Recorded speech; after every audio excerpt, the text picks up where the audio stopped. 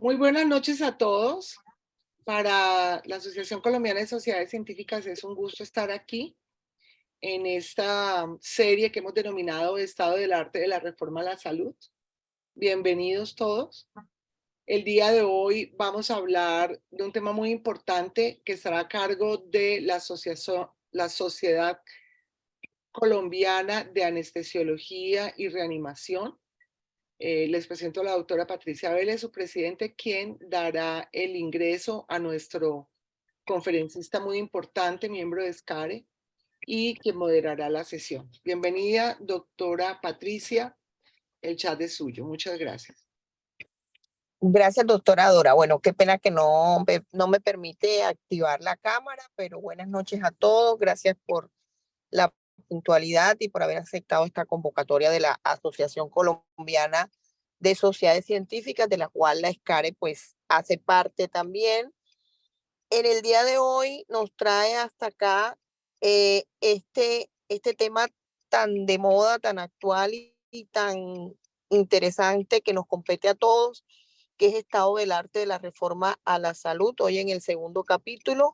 vamos a hablar de avances y desafíos de la reforma a la salud luego de finalizado el primer debate, como todos sabemos. Hoy estará a cargo la conferencia del doctor Néstor Eduardo Gómez Chacón, quien es abogado, especialista, magíster en responsabilidad civil, contractual, extracontractual y del Estado de la Universidad Externado de Colombia, especialista en economía de la Universidad Javeriana, ex auxiliar de magistrado de la Sala Civil del Tribunal Superior de Bogotá, asesor y litigante en responsabilidad profesional, y actualmente Néstor se desempeña como gerente de Core Servicios, empresa del grupo SCARE, que como ustedes saben es la Sociedad Colombiana de Anestesiología y Reanimación. Adelante, Néstor. Doctora Patricia, buenas noches, doctora Dora, y a todos los miembros de la Asociación Colombiana de Sociedades Científicas. Pues un agradecimiento por la invitación a compartir en estos espacios que tienen que ver con un tema, como lo decía la doctora Patricia, un tema de actualidad muy importante y con el propósito básicamente de responder a una necesidad muy sentida que tiene que ver con tratar de poner, ¿no?, a todos los integrantes como en el estado de la cuestión, ¿no? ¿En qué vamos en el tema de la reforma de la salud?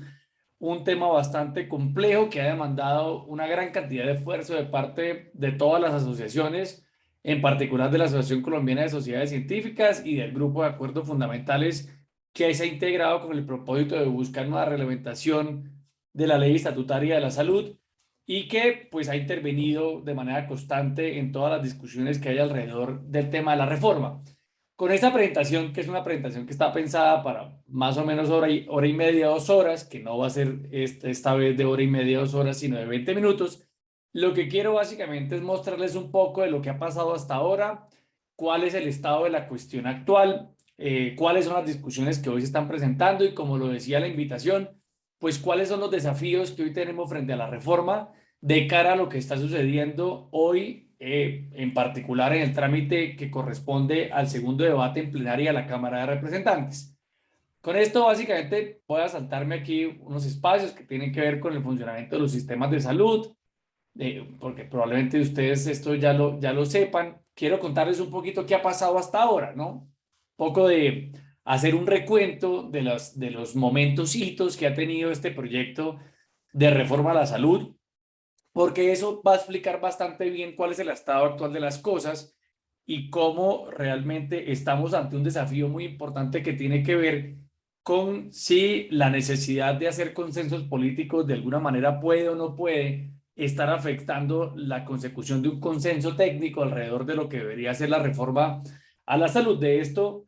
debo aclarar necesariamente por temas, digamos, relacionados con las intervenciones, que parte, digamos, de las consideraciones que voy a dar son mis apreciaciones personales y mis apreciaciones profesionales sobre el tema de la reforma, que en algo, digamos, que pueden articularse con las posiciones institucionales que se han tenido, pero que son importantes, digamos, que lo conozcan con ese, digamos, con esa aseveración, con ese asterisco, en la medida en que hay unas apreciaciones muy personales que yo he tenido sobre la reforma hasta ahora, y que vale la pena precisar, ¿no? De cara a ser lo más objetivo posible y transparente con respecto a las opiniones que yo he construido en estos 6 o 7 meses de trabajo constante alrededor del análisis de la reforma. Entonces, lo primero es que es importante que tengan en cuenta que la reforma informalmente fue conocida el 24 de agosto del año pasado. Para muchos de ustedes habrán podido conocer ese texto que de alguna manera se filtró,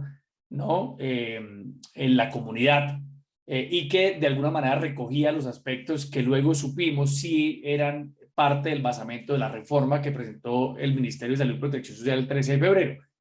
Ese momento hito es muy importante porque si ustedes recuerdan, cuando se filtró ese documento del 24 de agosto del año pasado, pues parte de lo que se preguntó, y recuerdo haber estado en varias reuniones de ese tipo, se le preguntó a la ministra puntualmente si ese documento era o no era un documento, digamos, que tuviera el visto bueno de parte del ministerio, y en esas reuniones, por lo menos en las que yo estuve participando, la ministra Corcho siempre fue insistente en señalar que ese documento no hacía parte o no era el documento que tenía el visto bueno del ministerio y que ese documento en realidad no pasaba por ser una construcción de la sociedad, de lo que ella llamaba la sociedad civil. Luego, el 13 de febrero del año 2023, pues ya queda radicado formalmente el proyecto de reforma a la salud,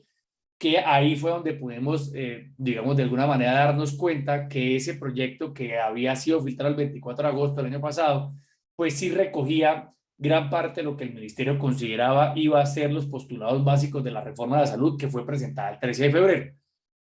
Ese momento, digamos que es muy importante, les voy a mostrar un poquito cómo es la arquitectura institucional de ese proyecto, pero ese es un primer momento muy importante porque en ese momento se define exactamente qué era lo que el ministerio tenía en mente con respecto a la reforma de la salud. Luego, posteriormente, se radican, posterior o casi que en el mismo momento, se radican otros proyectos adicionales que van a ser importantes en la construcción de lo que hoy es el proyecto aprobado en primer debate, que son el proyecto de ley 340, 341 y 344. Esos proyectos son muy importantes porque la primera decisión que toma la Secretaría de la Comisión Séptima de Cámara es buscar, dado que ninguno ha surtido primer debate, es buscar la acumulación de esos proyectos y producto de la acumulación es que luego se van a ver, ustedes van a advertir que se producen unos grandes cambios, ¿no? En el proyecto originalmente presentado por el ministerio. En el medio de esos dos momentos que son la radicación de los proyectos 340, 341 y 344 y la acumulación de los proyectos, de estos proyectos mencionados con el proyecto 339, aparece un momento hito que es muy importante y es muy, muy importante para considerar, digamos, qué es lo que ha pasado, qué es el trasfondo, digamos, que hay detrás de la construcción de la iniciativa que termina siendo aprobada en la Comisión Séptima de Cámara, es que mientras eso pasa, los partidos de coalición de gobierno, que son básicamente el Partido de la U, el Partido Liberal y el Partido Conservador, trabajan en una iniciativa que ellos denominan, así está denominado el texto, ellos denominan como observaciones o propuestas del proyecto 339. Yo siempre tengo una consideración muy personal con esa iniciativa y es que en realidad ese documento trabajado por el Partido Liberal, el Partido Conservador y Partido de la U no eran observaciones al proyecto 339, sino un proyecto completamente distinto. De hecho, para que hagan una trazabilidad histórica sobre lo que ha pasado el proyecto, es en ese documento presentado por partidos de la U, por el Partido de la U, Partido Liberal y Partido Conservador, donde aparece por primera vez el tema de las gestoras de salud y vida, que sin duda son de los cambios más importantes que ha tenido el proyecto hasta su aprobación en la Comisión Séptima de la Cámara de Representantes. Luego de que pasa esto, la radicación de los proyectos, la iniciativa de la coalición, la acumulación de los proyectos, el 31 de marzo viene un momento que es muy importante que tiene que ver con la presentación del informe de ponencia de primer debate. En ese informe de ponencia ya hay unos cambios muy importantes, muchos de esos recogen obviamente la necesidad de hacer la acumulación, la necesidad es, digamos, de ajustar el proyecto a los proyectos acumulados 340, 341 y 344 y la necesidad de recoger muchas de las propuestas que estaban incorporadas en el proyecto presentado por la coalición de partidos de gobierno. Ahí ya hay, uno pudiera decir, ya hay una gran discrepancia entre lo que presentó el gobierno nacional a través del Ministerio de Salud y Protección Social el 13 de febrero y lo que es presentado por los ponentes como informe de ponencia para empezar el primer debate el 31 de marzo. ahí ya hay unos cambios muy importantes, dentro de los cuales se destaca el hecho de que ahí aparece por primera vez el tema de las gestoras de salud y vida. Luego hay otro momento muy importante que implica la incorporación de cambios, otra vez muy importantes dentro de la reforma, que es el 18 de abril, donde se presenta una enmienda al proyecto de ley, así fue denominado, y donde nuevamente aparecen cambios muy importantes al proyecto 339 radicado el 13 de febrero. Y por último, históricamente, pues tenemos el último momento hito hasta hoy, que corresponde al 23 de mayo, que es la fecha en la cual se hizo la aprobación en primer debate del proyecto de ley de reforma a la salud. En esto, desde el 13 de febrero hasta hoy, hay una primera conclusión que sí quiero advertir y que es parte, digamos, de esas aseveraciones que hay que salir, digamos, que hemos salido a defender porque nos parece una necesidad por criterio de transparencia decírselo a todas las personas que nos escuchan en cualquier escenario, y es que el proyecto 339 ya no existe como proyecto porque la lógica de la estructuración del modelo y la articulación de los agentes que fue, digamos, considerada y aprobada en primer debate por la Comisión Séptima de Cámara es muy distinta a la lógica y la articulación de agentes que había sido propuesta por el Ministerio y que era la idea original de este gobierno como propuesta para la reforma de la salud. Estamos hablando de dos proyectos completamente distintos, y esto lo señalo con particular énfasis porque uno entra a las redes sociales y encuentra, por ejemplo, que algunos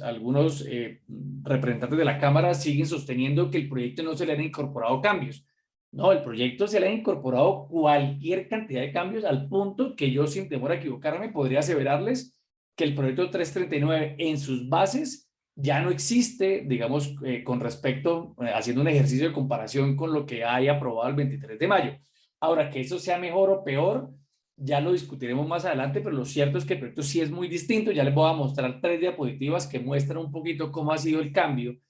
que se ha presentado en las 3 versiones grandes que ha tenido el proyecto de reforma de la salud. Esto es básicamente, a título enunciativo, los títulos que conforman el contenido del proyecto de ley, que si quieren pueden pues tomar una foto, un pantallazo. Básicamente es los 13 títulos que hoy incorporan el contenido del cuerpo normativo del proyecto de ley. Y aquí voy a mostrarle la arquitectura. Y miren que aquí es donde se refleja bastante bien lo que estoy señalando con respecto a los cambios que ha presentado el proyecto. Si ustedes revisan el proyecto 339 original del Ministerio, ese proyecto básicamente tenía un componente de rectoría que estaba en cabeza del Ministerio de Salud y Protección Social, y se creaban, digamos, 2 órganos que acompañaban todo el componente de rectoría del sistema, que era la Comisión Intersectorial de Determinantes y el Consejo Nacional de Salud. Sobre la Comisión Intersectorial de Determinantes no ha habido muchos cambios porque desde el comienzo siempre existió un consenso técnico sobre la necesidad de incorporar en una comisión intersectorial todo el enfoque de impacto y de gestión, más o menos de impacto sobre los determinantes sociales de la salud. Y había un Consejo Nacional de Salud que sí ha cambiado mucho, ya les voy a mostrar cómo ha cambiado eso, pero básicamente el Consejo Nacional que era propuesto por el Ministerio era un consejo mucho más enfocado en la asesoría, en la formulación de recomendaciones no vinculantes para el Ministerio, un consejo además que estaba conformado por 42 integrantes, 2 de ellos con voz pero sin voto, que eran el director de la ARES y el Superintendente Nacional de Salud. Y de ahí, digamos que era un Consejo Nacional más pensado en garantizar una amplia representatividad, sin necesidad de que ese Consejo Nacional en su composición garantizara una idoneidad técnica de los, digamos, de aquellas personas que acompañaban la composición del Consejo Nacional de Salud, algo que desde el principio fue muy criticado. Ya les voy a mostrar cómo ha cambiado. Luego, a partir de ahí, recuerden que el sistema de salud colombiano está básicamente construido sobre unas rutas operativas y financieras que se articulan tanto en lo operativo como en lo financiero a través de 2 regímenes, que es el régimen subsidiado y el régimen contributivo, con digamos, unos componentes de administración del flujo de recursos que tienen que ver con el reconocimiento de la unidad de pago por capitación, los pagos por concepto de presupuestos máximos, recobros, y un componente pequeño que tiene que ver con el tema del componente de promoción y prevención que se reconocen en las EPS del régimen contributivo, más una articulación que tiene que ver con un presupuesto que se tiene contemplado para intervenciones de salud pública y subsidio a la oferta, que están consideradas en la ley 615 y que tienen que ver con la articulación completa de la lógica de cómo hoy funciona financiera y operativamente el sistema. Ese sistema articulado operativa y financieramente sobre la base de regímenes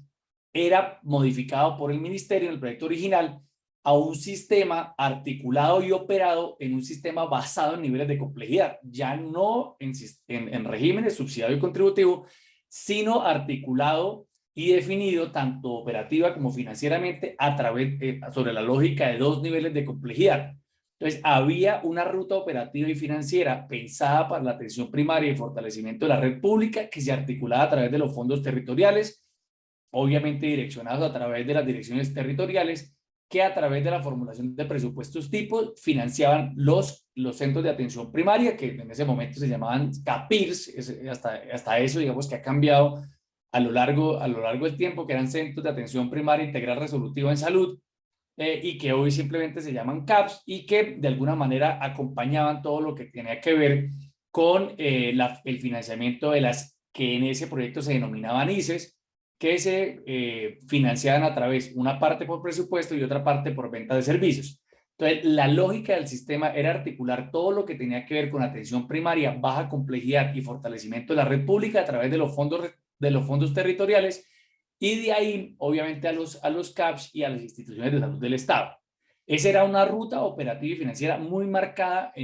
al principio del proyecto 339.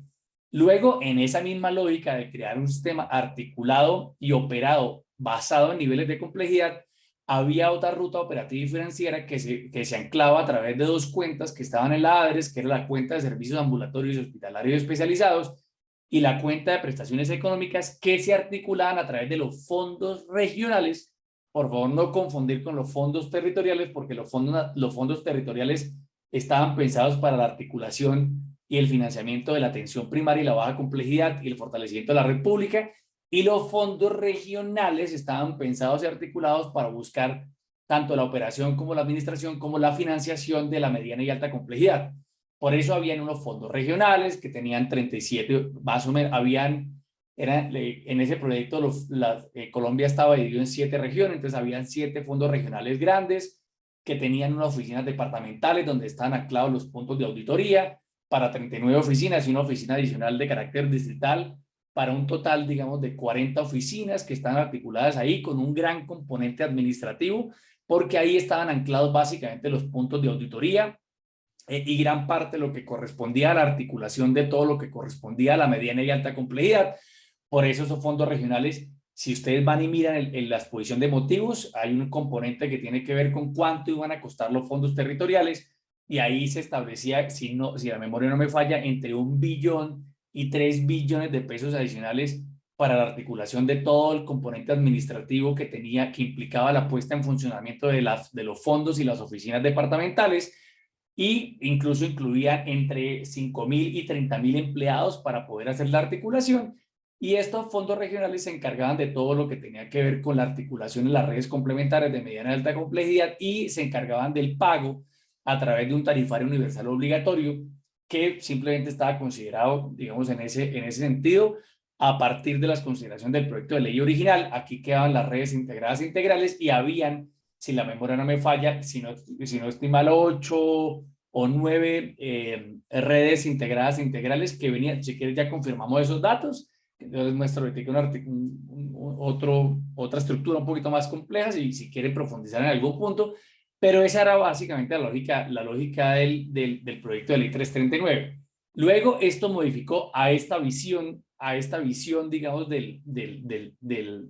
proyecto y del modelo, y lo primero que ustedes se van a dar cuenta es que ya desaparecen las 2 cuentas que habían, ¿no? La cuenta de servicios ambulatorios hospitalarios especializados y la cuenta de prestaciones económicas. Ya aquí solamente queda un fondo cuenta, ya no son fondos regionales con una estructura administrativa, digamos, que se encargara de la articulación de la mediana y alta complejidad, sino simplemente un fondo cuenta, que eso es básicamente una cuenta adscrita a la ADRES. Ya desaparecen esas oficinas regionales y esas oficinas departamentales y todo ese peso, digamos, de alguna manera burocrático que existía a lo sumo necesario para poder administrar la mediana y alta complejidad, y eso se transforma en un fondo cuenta, que es básicamente una cuenta escrita al ministerio, a la ADRES, donde se reconoce una unidad de pago por capitación sin situación de fondos, y ya la articulación aquí de la mediana y alta complejidad se hace a través de las gestoras de salud y vida, quienes se encargan de todo lo que tiene que ver con la coordinación de las redes integradas e integrales. Entonces, básicamente lo primero que uno advierte en este primer cambio es que hubo un progresivo desmonte de toda la ruta operativa inicialmente planteada y articulada a través de los fondos regionales para darle paso y cabida a las gestoras de salud y vida en la articulación de la mediana y alta complejidad. Aquí ya se establece por primera vez entonces que la ADRES va a ser un pagador único, ¿no? Que va a ser básicamente el giro directo, y a través del giro directo se paga por venta de servicios a las redes complementarias en mediana y alta complejidad, se paga una porción digamos, de la financiación de las ICES, que también hace venta de servicios, y luego queda toda la ruta operativa y financiera montada para la baja complejidad, la atención primaria y el fortalecimiento de la red pública, que hasta aquí permanecía más o menos íntegra con respecto a lo que decía el 339. Entonces aquí la ruta se mantiene con cierta integridad en la parte superior de la gráfica, se seguía manteniendo la atención primaria y el fortalecimiento de la red pública. Aparece, digamos, este componente de que todo se va a hacer a través de subsidio a la oferta por esta ruta. Se sigue manteniendo el tema de la articulación a través de los fondos territoriales con las direcciones territoriales a través de presupuestos tipo, que, como les digo, financiarán en un 100% a los centros de atención primaria y en una parte a las instituciones de salud del Estado, porque el resto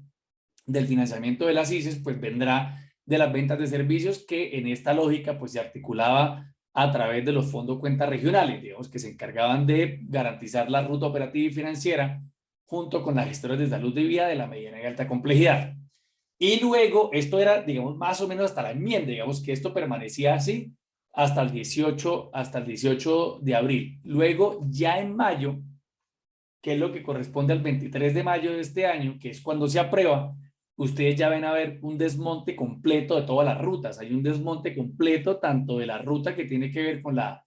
la mediana y alta complejidad, donde ya básicamente todo depende y está articulado y anclado en el marco de las funciones asignadas a la gestora de salud y vida. Aparece nuevamente el reconocimiento de una unidad de pago por capitación situación de fondos a las gestoras, con un reconocimiento del 5% de gastos de administración para ellas, más un 3% adicional variable atado a resultados, con un tarifario universal obligatorio con unos pisos y unos techos. Y luego aparece, que esto fue una gran sorpresa, por lo menos para mí, el desmonte de todo lo que correspondía a la ruta operativa y financiera a través de los fondos territoriales. Esto todo desapareció en el proyecto aprobado el 23 de mayo, y ahora simplemente aparecen estas dos cuentas donde de alguna manera se va a buscar que exista una ruta operativa y financiera, yo creo que muy desarticulada, para poder garantizar la financiación tanto por presupuesto como por venta de servicios de las ICI y de los CAPS. Tanto, digamos, que ha cambiado la lógica del sistema, y es que esta parte de arriba de la atención primaria y la baja complejidad se financiaba desde el principio con cargo a los recursos del Sistema General de Participaciones, y eso ya en el proyecto aprobado el 23 de mayo ya no aparece. Ahora esta ruta, como la de abajo, piensan financiarla todo con cargo a la OPC. Aquí hago un paréntesis para que entiendan algo que es muy importante, digamos, en la lógica del sistema. Recuerden que les decía, voy a volver a esto un segundo. Tanto financiera como operativamente el sistema estaba fragmentado, digamos, estaba bifurcado en niveles de complejidad. De un lado, la atención primaria y la baja complejidad, y del otro lado, la mediana y alta complejidad. La atención primaria y la baja complejidad en un principio estaba pensado para financiarse con cargo a los recursos del Sistema General de Participaciones, que son básicamente, tienen digamos, un presupuesto de entre 16 billones de pesos para el año 2023 hasta el año 2033, que si no estoy mal son 28 billones de pesos del Sistema General de Participaciones, con los cuales se pretendía financiar todo el fortalecimiento de la atención primaria, el fortalecimiento de la red pública, y eso se articulaba operativamente a través de los fondos territoriales. Y por debajo, es decir, por la ruta que corresponde a la mediana y alta complejidad, la financiación básicamente dependía de los aportes parafiscales que hacíamos los cotizantes, digamos, en el sistema de salud, que hacemos una cotización del 12.5% con cargo a nuestros ingresos, y los contratistas independientes 12.5% del 40% según la modalidad de contratación. y que terminaba de complementarse tanto en la ruta de arriba como en la de abajo a través de aportes complementarios de la nación. Entonces fíjense que era muy, muy claro que había una ruta financiera y operativa para la mediana y alta complejidad y una ruta operativa y financiera para la atención primaria y el fortalecimiento de la red pública. Eso ya desaparece en el nuevo proyecto porque esto que en principio se financiaba, la parte de arriba, me refiero a la parte de arriba que se financiaba con el Sistema General de Participaciones, desaparece y ahora, a mi criterio, de manera muy preocupante, todo queda siendo financiado con cargo a la unidad de pago por capitación. Digamos que eso es un poquito la lógica de lo que ha cambiado hasta ahora, tanto en la ruta operativa como financiera, además de una gran cantidad de cambios. Yo he dicho, yo tengo todas las versiones subrayadas por colores para poder ir mirando, ¿no? Cuánto quedaba o cuánto queda del proyecto original de 339 y yo les podría asegurar que cerca de, no sé, tal vez menos del 10% del texto originalmente radicado por el gobierno nacional sigue estando presente en este proyecto adicional, porque otra de las cosas que se mantuvo hasta el final, que fue lo que más se resistió, era, por ejemplo, todo el régimen de contratación de los trabajadores estatales de la salud, que era otra de las creaciones del proyecto 339, y eso también terminó desapareciendo. Entonces, a hoy, lo único que permanece absolutamente intacto con respecto a lo originalmente presentado por el ministerio, yo les podría asegurar que es básicamente lo de la Comisión Intersectorial de Determinantes, que eso no ha tenido cambios, pero sigue, digamos, respetando la lógica de lo que correspondía a los primeros planteamientos del ministerio. Eso, más el hecho de eliminar la intermediación financiera a través de la universalización del giro directo. Creo que eso sería como las dos cosas, digamos, que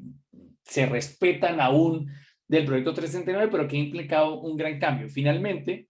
para ir terminando la intervención y respetando los 20 minutos que me pidió la doctora Dora, el Consejo Nacional de Salud, que fue otra de las cosas que más, digamos, defendió el ministerio desde el comienzo, empezó, como les dije, teniendo 42 integrantes, dos de esos integrantes con voz pero sin voto, que era el superintendente nacional y el director de la ADRES. Luego de ahí pasó, si no estoy mal, a tener 37 miembros. Luego de los 37 miembros pasó a no tener miembros, sino unos estamentos. Y de los estamentos finalmente terminaron siendo 15 personas de los estamentos, más 5 personas del gobierno nacional, para un total de 20, si la memoria no me falla, que involucra una modificación tanto de la composición del Consejo Nacional de Salud como de la función que ese Consejo Nacional de Salud tendría en el sistema, porque pasó de ser un ente únicamente, digamos, con funciones de asesoría y formulación de recomendaciones, a ser un ente de dirección dentro del sistema, y dentro de lo cual, esto debo resaltarlo porque es un momento, digamos, importante para todas las sociedades científicas, se logra, dentro de muchas discusiones que hemos tenido allá en el ministerio y en el Congreso, que haya un estamento que esté reservado exclusivamente para que haya un campo que deberá ser ocupado por un representante de sociedades científicas dentro del Consejo Nacional de Salud, que hace parte, digamos, de muchas de las discusiones que hemos tenido a lo largo de estos largos 6 o 7 meses de discusión sobre el proyecto de la reforma de salud. Entonces esto nos plantea básicamente, con esto termino, más allá aquí pueden tener una gráfica sobre el tema de los gastos que tiene el sistema de salud, para señalar que si uno se apega a lo que el Ministerio de Hacienda y Crédito Público ha señalado sobre la reforma,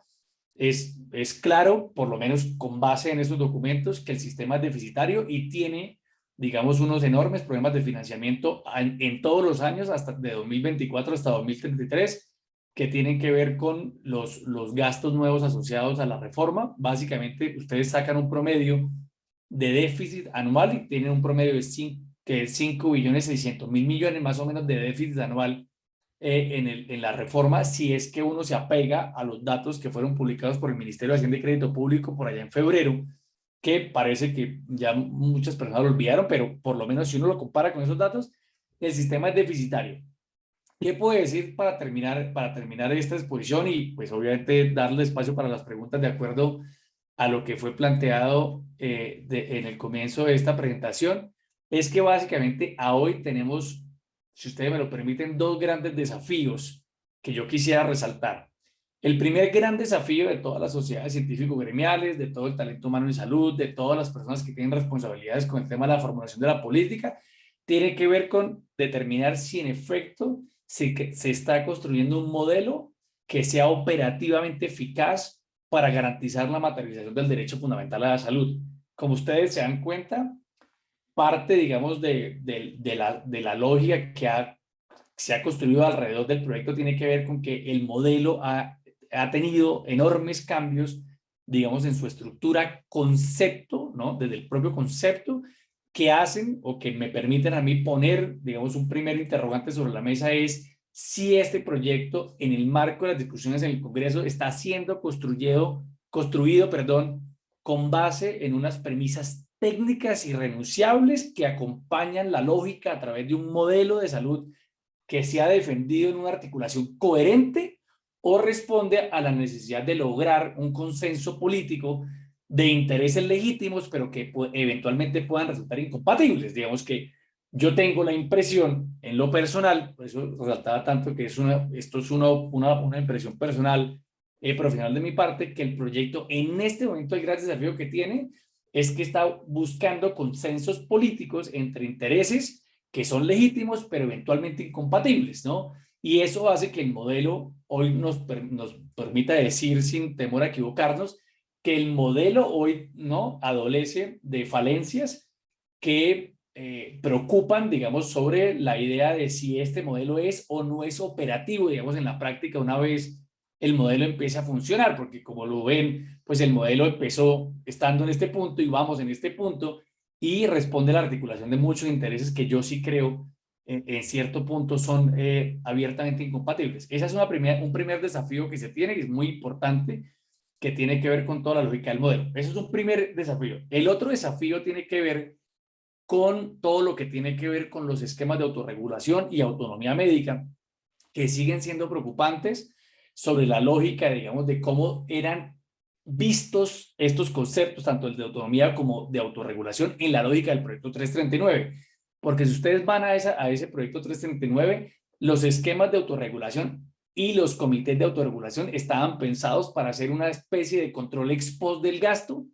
que no tenía sentido en la lógica de lo que son en su naturaleza los comités de autorregulación y la formulación de los esquemas de autorregulación, porque eso no responde a la necesidad de controlar gastos, sino a racionalizar, a la necesidad de racionalizar el uso de las tecnologías, que pueden que coincidan en cierto punto, pero que no necesariamente tienen que ver al final con un control explícito del gasto, ¿no? Y eso siempre se discutió y siempre se dio esa tensión sobre dónde piensa anclar este sistema los controles previos, concurrentes y posteriores de gasto, que alguien los tiene que hacer porque alguien dentro del sistema tiene que hacer esa labor, dentro de los cuales, por supuesto, pues es coadyuvante el esfuerzo de los comités de autorregulación haciendo racionalización del riesgo técnico de utilización. Digamos. Ese es un segundo componente. El tercer componente, o el tercer desafío, tiene que ver con que seguimos pensando que aquí había digamos, una propuesta de valor, ¿no? Cuando se presentó el proyecto de reforma de la salud, aquí había una propuesta de valor y era que este proyecto integraría verdaderas condiciones de ejercicio que mejoraran, ¿no?, la forma como los profesionales de la salud hoy ejercen en Colombia, y resultó que esa promesa, digamos, de valor integrada del proyecto 79, pues terminó siendo simplemente una categoría en el régimen público, que era el trabajador estatal de la salud, y una consideración muy particular sobre que todo el mundo iba a ser laborizado en el país, pero no había mucho más que eso. Y lo que hemos advertido y hemos podido decantar con el tiempo es que la promesa de mejorar las condiciones de ejercicio supera por mucho la sola formalización, digamos, la sola laboralización de la gente y la creación de la categoría del trabajo estatal de la salud, a pesar de que yo en lo particular considero que era una buena iniciativa, pues resulta insuficiente para satisfacer esa promesa de verdaderamente mejorar las condiciones de ejercicio del talento humano en salud, que pasan, insisto mucho, por mucho más que simplemente buscar la formalización a través de la laboralización de la gente.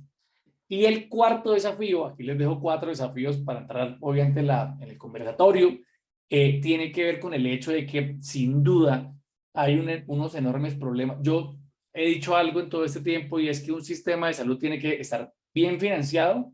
la plata que entra tiene que fluir y la plata que entra tiene que alcanzar. Es decir, tiene que entrar plata suficiente,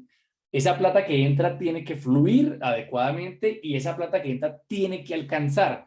y yo sigo pensando, digamos, en muchos puntos de la articulación de este proyecto, que esas tres preguntas no están del todo claras. No sabemos si la plata que entra es suficiente. Al parecer, digamos, por las cifras que muestra el Ministerio de Hacienda y Crédito Público y por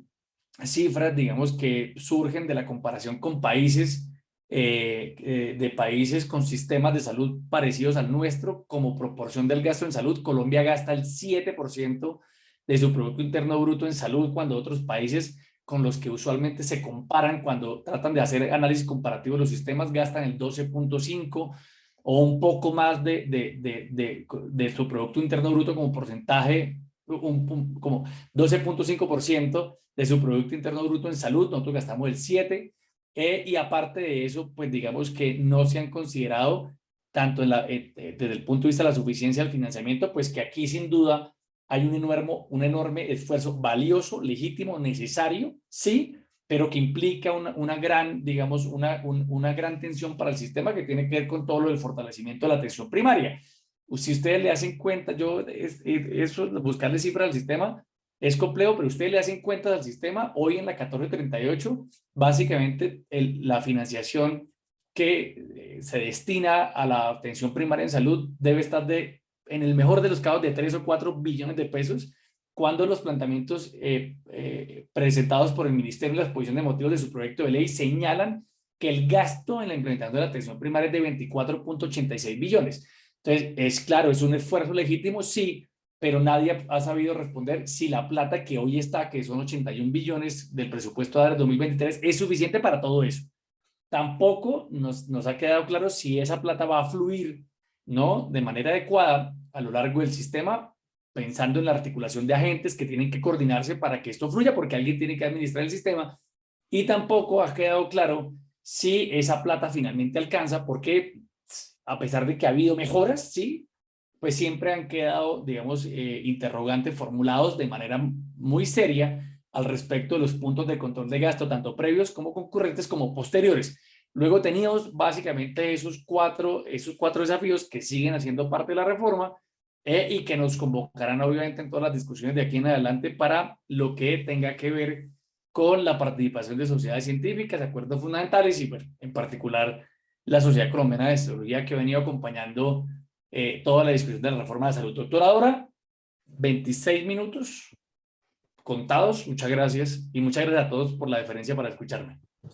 Muchas gracias, doctor Néstor. Muy, muy amable, excelente presentación. Le doy paso a la doctora Patricia, que va a moderar el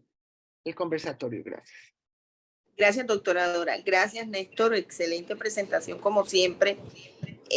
Pues eso es lo que nos muestra cada vez que Néstor nos habla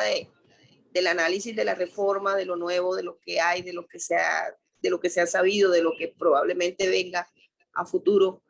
Nos presenta más y más retos cada vez y nos pone en la tarea de que esto apenas empieza, y a partir de ahora pienso que nosotros es cuando más unidos debemos estar como sociedades científicas, pendientes, alertas y proponentes y proactivos de cualquier cosa que se pueda presentar. Doctores, a partir de ahora pueden levantar la mano,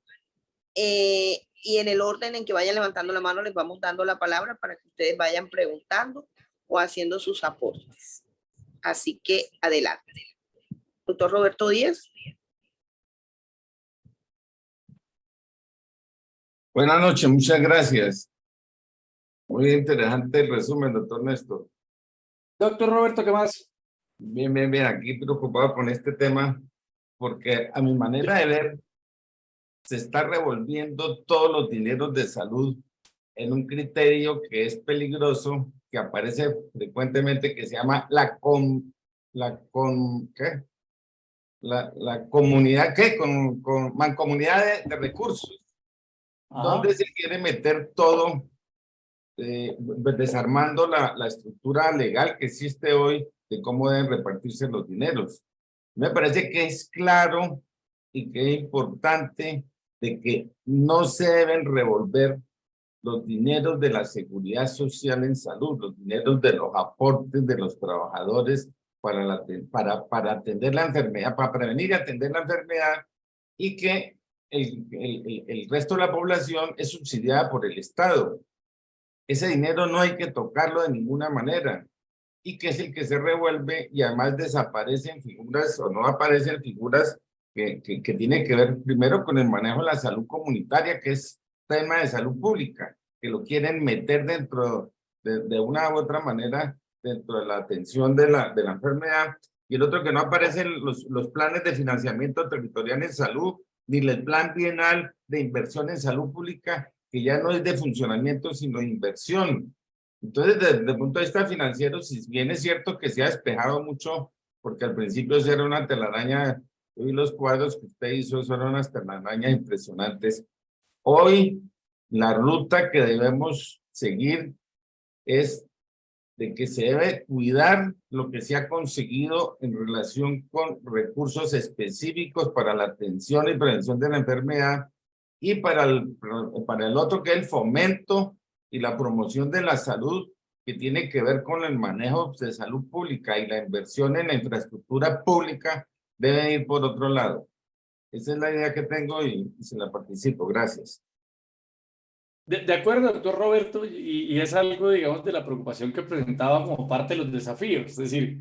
el sistema tenía una estructura, desde mi punto de vista, debo decir que esto es muy personal, muy deficiente en el proyecto 339, pero la lógica estaba clara. O sea, cuando usted leía el 339 era claro que la ruta operativa y financiera era muy mal formulada desde mi punto de vista, pero era clara que había una bifurcación de pasar de un régimen formulado y planteado operativo y financieramente a partir de regímenes a un régimen o un modelo de salud formulado y operado a partir, digamos, de una bifurcación a través de niveles de complejidad. Eso para el ministerio era claro. Eso hoy ya no está tan claro.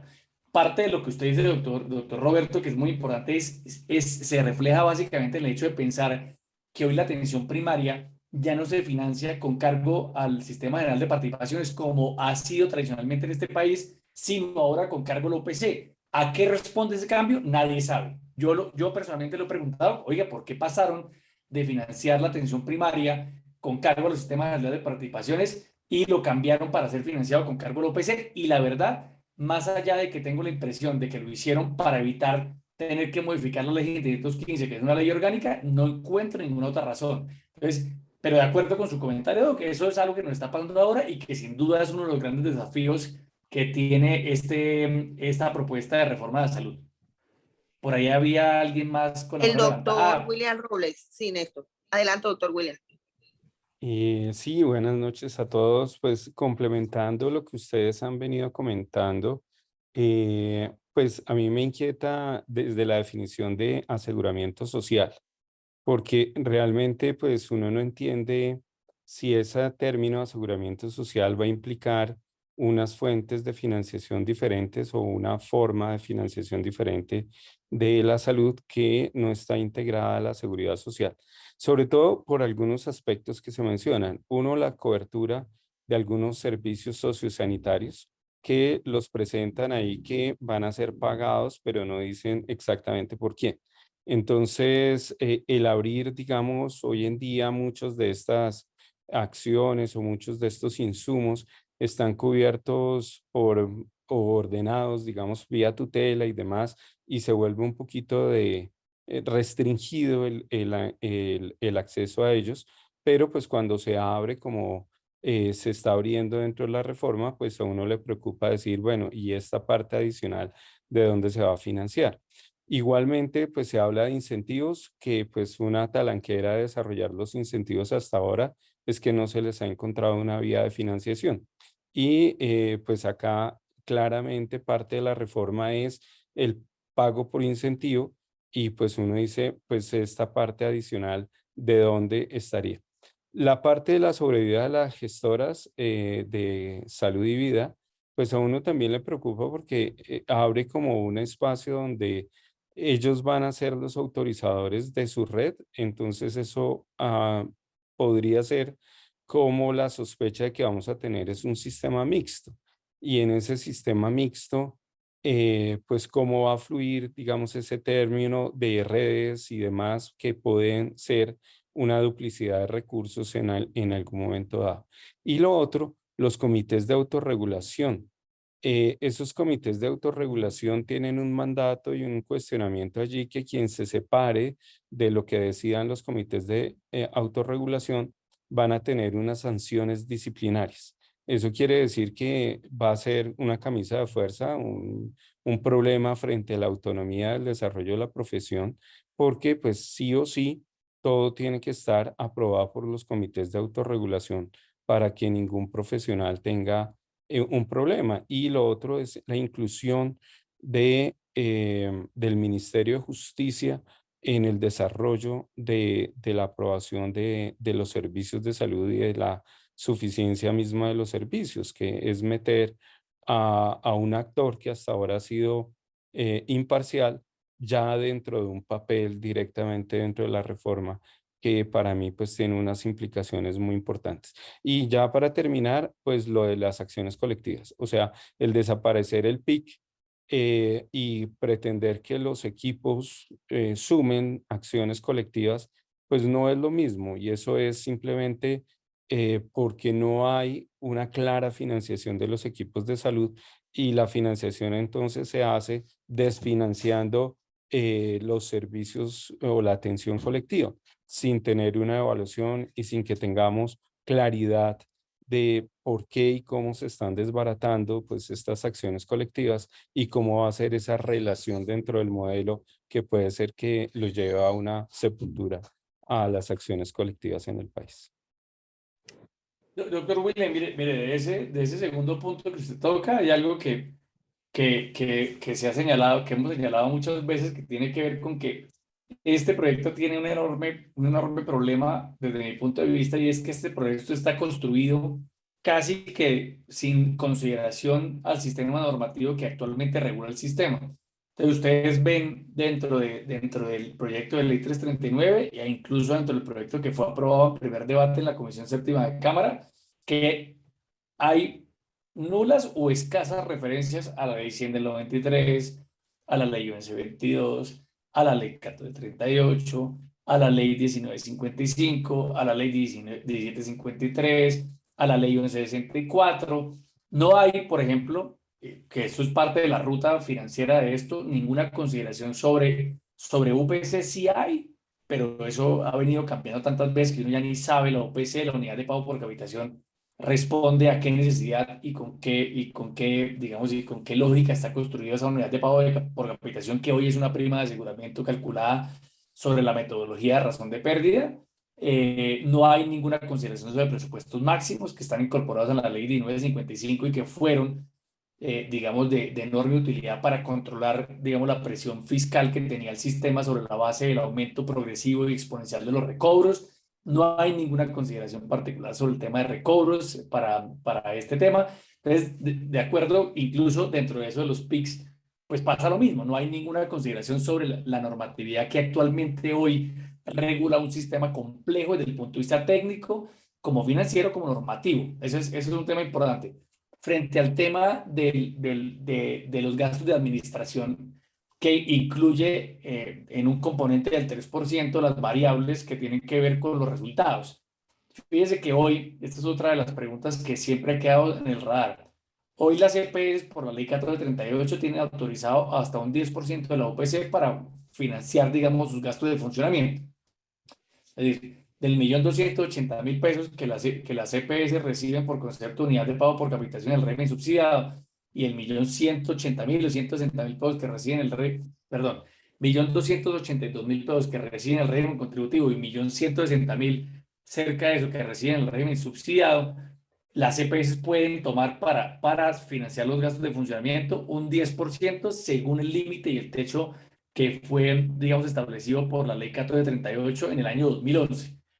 Si hoy hay un documento del ministerio que trata sobre el tema de los gastos de funcionamiento y la suficiencia de la UPC en el país, y ahí en ese documento señalan que las EPS del régimen contributivo están gastando el 6% de la UPC en gastos de funcionamiento. Es decir, por lo menos en lo que refleja ese documento, el gasto de funcionamiento es inferior a lo que tienen autorizados por ley. Entonces, la pregunta del millón es, bajo esa lógica y con esa consideración retrospectiva, ¿de dónde sale el 5% que se da de gastos de administración? ¿Qué es lo que se está digamos, reconociendo en la propuesta aprobada por la Comisión Séptima de Cámara, más un 3% adicional con base, digamos, para pagar unos incentivos por resultados que se otorgan a los CAPS, a los centros de atención primaria, a los prestadores y a las gestoras, para completar un total de gasto, digamos, alrededor del 8%, cuando el gasto hoy, por lo menos asociado a la administración del sistema, que no involucra hasta este momento ningún componente de incentivos, eso lo entiendo, pues está en el 6%, y eso, digamos, que no ha quedado suficientemente claro, con la inquietud que queda sobre si realmente el sistema tiene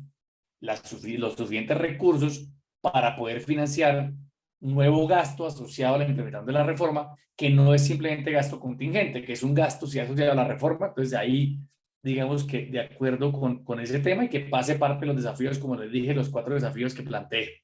Pero, doctor William, de acuerdo, y muchas gracias por su comentario. Buenas noches. Néstor, gracias. Doctor, ¿tiene una pregunta? Sí,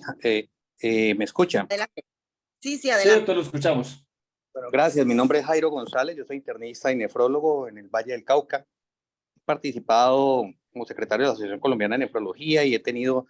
algunos intereses en este tema, aunque mi tema fundamental está relacionado con la nefrología.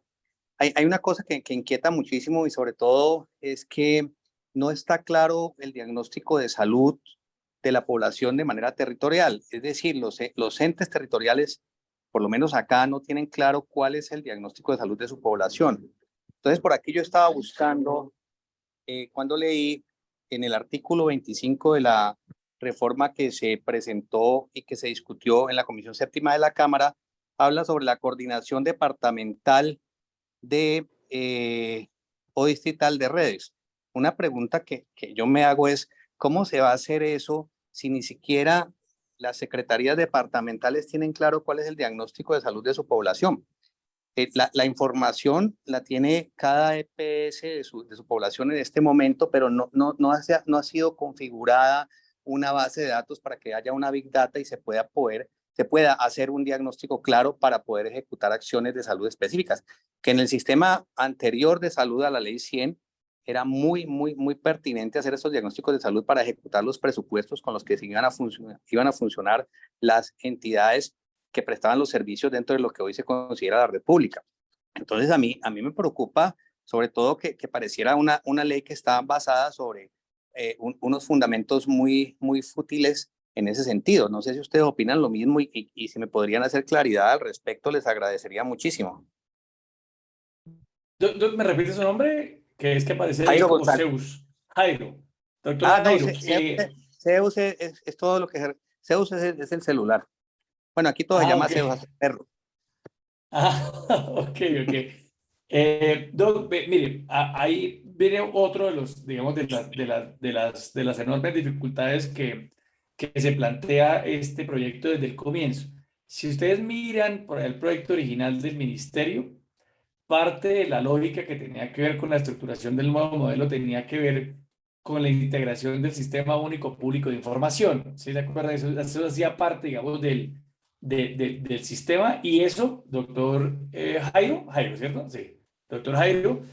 Sí, según la exacto. exposición de motivos, eso solamente la implementación del Sistema Único Público de Información costaba cerca de 73.000 millones de pesos. Y eso no consideraba un punto que han tocado muchas asociaciones y muchos expertos en la formulación de política pública en salud, que tiene que ver con las discrepancias y las enormes diferencias de capacidades operativas que hay a nivel territorial. Porque los municipios y los departamentos todos tienen capacidades distintivas. No todos tienen las mismas capacidades operativas que podría, por ejemplo, tener el departamento de Antioquia o el departamento de Cundinamarca. No es lo mismo. Eso, doctor Jairo, el proyecto de verdad en ninguna parte lo contempla. Yo estaba revisando lo que quedó aprobado en el artículo 25 sobre la coordinación departamental o distrital de las redes, y en efecto, digamos que hay una enorme dificultad que tiene que ver con llevar, ¿no? Tratar de crear un proyecto sobre un presupuesto que es falso, y es que las entidades territoriales tienen la misma capacidad operativa y tienen la capacidad de poder gestionar todo lo que corresponde a la coordinación de las redes con la misma facilidad con que se podría hacer en Antioquia, hacerlo, no sé, en la Amazonía, por ejemplo. Eso es una enorme dificultad y eso realmente el proyecto no lo contempla en ninguna consideración particular. Sin embargo, ahí hay algo de mejoría, no sé, podremos discutirlo más, digamos, más a fondo y más adelante, pero hay una ventaja y es que digamos, en la determinación de la información alrededor digamos, de la determinación del riesgo poblacional territorial, hoy hay un aporte importante de las historias de salud de vida, que algo que se discutía, doctor Jairo, desde el comienzo es por qué se va a perder, ¿no?, los 30 años de experiencia que las EPS tienen administrando una población afiliada que hoy alcanza una cobertura de cerca de 49, 50 millones de personas. Esa información no se puede perder y debería más bien utilizarse esa experiencia acumulada, la información acumulada de las EPS, para que cuando se transforme a las historias de salud y vida puedan utilizar esa información que aporte en la construcción de este nuevo sistema. Eso por lo menos hoy aparece, ¿no? Que es algo, digamos, que de alguna manera tranquiliza lo que tiene que ver con la articulación y la creación de ese sistema y sobre todo la determinación de la definición del riesgo territorial que tiene que ver con información, digamos, acumulada de las poblaciones que están ancladas en los territorios y de los cuales depende que se pueda formular todo el sistema, incluyendo dentro de eso el Sistema Único Público de Información. A mí me parece que sigue habiendo un problema en lo que usted señala, pero por lo menos hoy creo yo que en algo tranquiliza que se mantenga la articulación de las gestoras de salud y vida y en esa lógica ellas aporten en la formulación de esa política, porque hoy por lo menos aparece. Es que antes no aparecía Pero para así nada, lo era hizo simplemente... así lo Señor. hizo la cuenta de alto costo, doctor. Nosotros llevamos muchos años construyendo información para la cuenta de alto costo de los servicios de nefrología. Yo particularmente tuve la oportunidad de ser líder técnico nacional para Cristus Sinergia para Colombia y Ecuador, y entonces, pues, específicamente para Colombia. Y tuvimos la oportunidad de concentrar una gran cantidad de información en la red de Cristus Sinergia de la desaparecida EPS Comeva. Una gran base de datos en donde teníamos el registro de toda la población, inclusive lo que hoy podríamos decir que se atiende en el nivel 1, en el nivel 2 y en el nivel 3. Comeva, por ejemplo, tenía usuarios, en ese entonces muy pocos usuarios en la región del Pacífico y en la región del Urabá antioqueño. Sin embargo, contrataba los servicios de la red pública para prestar la atención y de la red pública se nos generaba la información para las bases de datos de la EPS de esos pacientes. Entonces, estoy de acuerdo con usted que yo pienso que más que desaparecer totalmente el sistema, debería fortalecerse lo que ya existe. Fortalecer la red pública es mucho más fácil y permitir que la red pública contrate con las gestoras de salud y vida podría ser una opción en vez de desaparecer todo este marco y generar lo que se está planteando, que a mí me parece que es muy bizarro todavía. De acuerdo, doctor Jaime, fíjese que se acuerda que parte de lo que les decía yo es que aquí hay una contraposición de intereses que pueden resultar incompatibles. Es que la visión del modelo está súper clara. Había una visión del modelo del ministerio en el proyecto 339 que era borrón y cuenta nueva, desaparezcamos lo que existe, volvamos a comenzar, articulemos esto de una manera distinta y hagámoslo a través de una ruta operativa y financiera para la baja complejidad y la mediana y alta complejidad. Lo que está pasando ahora es que estamos buscando, creo que usted fue el que dijo, sobre el concepto de un modelo mixto. Y lo que está pasando es que lo que está buscándose integrar es la concepción de un modelo mixto de aseguramiento y de prestación de servicios que garantice ese punto. Ahí todavía sigue la contraposición. Yo creo que en ese punto, por lo menos el proyecto a hoy, no es un borrón y cuenta nueva tan drástico como lo planteaba el ministerio en el proyecto 339, pero sin embargo el problema sigue estando vigente. Por ahí alguien, aquí estoy leyendo al doctor William que participó ahorita, que el sistema de información para integrarse se demora más de un quinquenio, y claro, estas son las dificultades, digamos, que sigue teniendo este planteamiento y que sin duda refuerzan pues la idea de que existen legítimas preocupaciones sobre qué tan consensuado técnicamente estaba este proyecto cuando se presentó. Yo creo que consenso técnico no había cuando el proyecto se presentó y por eso tenemos las dificultades que hoy tenemos. Pero de acuerdo, doctor Jairo, muchas gracias igual por su comentario. Néstor, Muchas gracias a usted. Listo, doctor, muchas gracias. No veo más manos levantadas. No, Dora, entonces creo que le damos paso a la doctora Dora para que nos haga un comentario final. Gracias, doctora Patricia, gracias, doctor Néstor, gracias a todos los participantes. Bueno, estamos En otro escenario hemos venido cambiando de escenarios múltiples con diferentes grados de complejidad de incertidumbre y seguimos en uno igual de complejo, con mucha incertidumbre, pero con la posibilidad de participar. Independientemente de cómo vaya al final de todo este proceso a terminar la reforma, si se da o no se da, nosotros hemos logrado grandes avances y ha sido podernos reunir entre los gremios, los principales gremios del escenario de la salud, y hemos podido construir unos acuerdos que hemos denominado acuerdos fundamentales, en los cuales se recogen lo que consideramos que necesita el sector de la salud y que necesita el sistema de salud en Colombia, y particularmente el talento humano en salud. Ese es un momento crítico nuevamente. Hoy volvieron a aplazar la continuación de la plenaria, la volvieron a aplazar. No sabemos realmente qué va a pasar. Los argumentos que ha planteado el doctor Néstor han quedado muy claros, muy importantes. Pasamos de una propuesta pues de un sistema netamente público a uno mixto, pero que no se sabe cómo. Entonces ahí es donde nosotros estamos viendo la oportunidad, porque siempre cada amenaza debe ser utilizada como una oportunidad para crecer. Y es lo que en ese momento estamos trabajando en diferentes grupos. Invitamos a todas las personas que están aquí presentes para que se vinculen a esos grupos. Estamos trabajando para, a partir de lo que tenemos en este momento, ese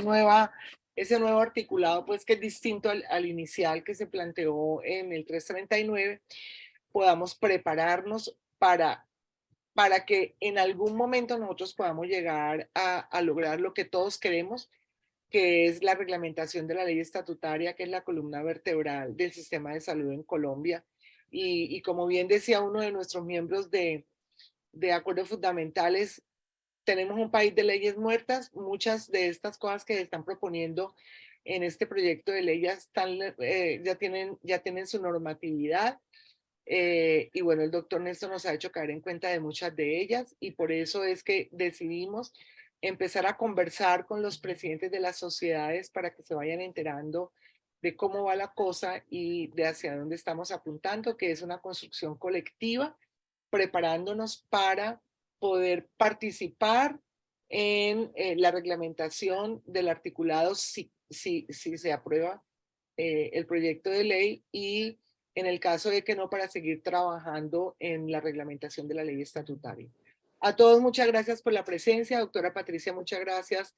como A siempre, ustedes. por la participación de SCARE. Doctor Néstor, óptimo, como siempre. Dentro de 8 días tendremos un nuevo capítulo. Hablaremos de autorregulación, un tema que mencionó el doctor Néstor hoy, y vamos a seguir llamando a las personas que han sido juiciosas, se han ido escribiendo y han ido proponiendo y han ido proactivamente tratando de recoger elementos que a todos nos van a convenir. Probablemente vamos a tener al doctor Néstor otra vez, porque es tal vez de las personas que más proposiciones ha hecho, 400 ya. Entonces, doctor Néstor, más o usted me va a menos. tratar de volver.